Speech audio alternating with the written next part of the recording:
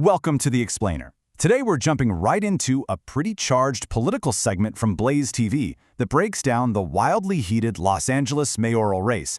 Now, whether you lean left, right, or straight down the center, our goal today isn't to take a side. Instead, we're going to impartially unpack the core arguments made by the source material. We want to look at how they claim a sudden surge by a reality TV star has just completely shaken up the political landscape. Okay, let's dive into this with a number that sets the entire stage. $2.72 million. That single fundraising figure is reportedly sending shockwaves through the Los Angeles Democratic establishment. And honestly, it's causing widespread panic just weeks before the election. The reality star candidate. So what is the reason for all this panic? Well, it's Spencer Pratt. Yes, the reality TV star.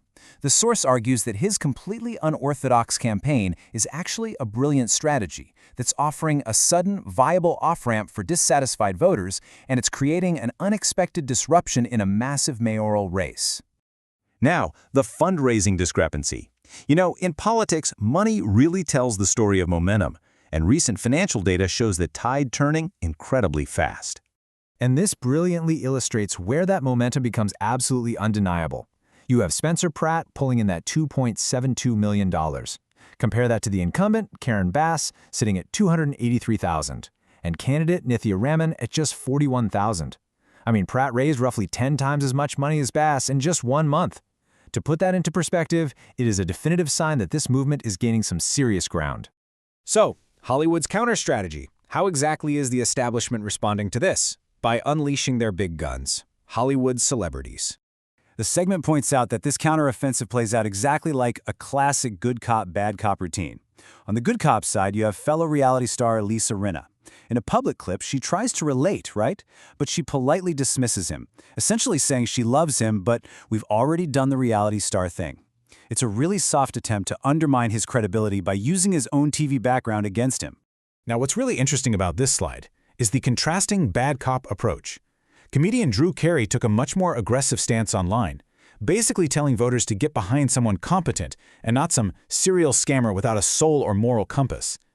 The source views this as a coordinated two-pronged attack meant to tear down Pratt's character. Let's move to and see how this builds into the next point, bypassing the core issues.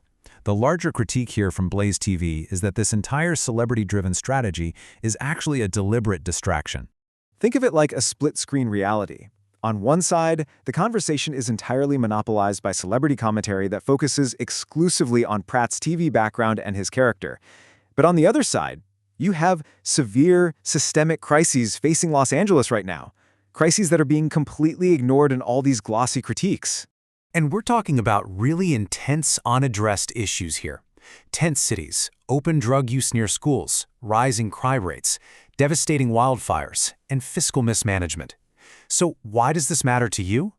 Well, the analysis highlights a broader media tactic you'll see everywhere, basically playing on voter emotions regarding a candidate's persona rather than demanding actual answers for substantive, real-world failures. Moving into the social media escalation. Because, of course, a conflict like this doesn't just stay in polite interviews. It rapidly escalated on the digital battleground. Take Drew Carey's inflammatory post on Threads, aggressively attacking Pratt's morality and competence.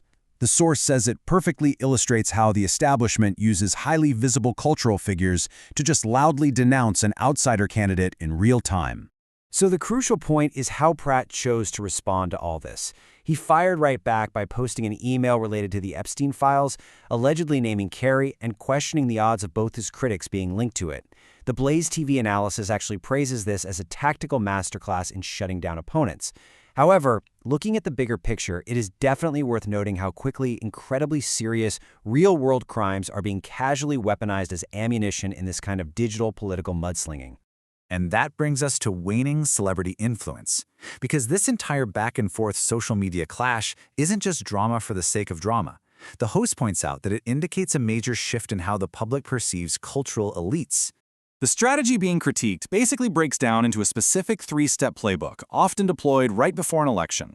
Step 1. fail to run on your actual policy record. Step 2, deploy famous celebrities out of pure desperation. And Step 3, invoke groupthink. You know, the whole idea of my favorite celeb thinks this, so I will too.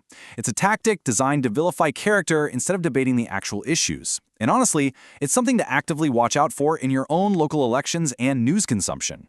Which brings us to a really fascinating conclusion from the source. Hollywood simply does not have the clout it used to have. Trotting out A-listers is increasingly seen as a tired, ineffective tactic. The mainstream narrative is cracking, and according to this analysis, voters just aren't blindly following celebrity endorsements anymore. And that leaves us with a genuinely fascinating question to ponder, drawn straight from the heart of this analysis. Do celebrity endorsements still actually sway voters, or has the political playbook fundamentally changed in the digital age? It's a debate that goes far, far beyond just one mayoral race in Los Angeles. Thank you so much for joining me on this explainer, and remember to keep questioning the narratives you see unfolding.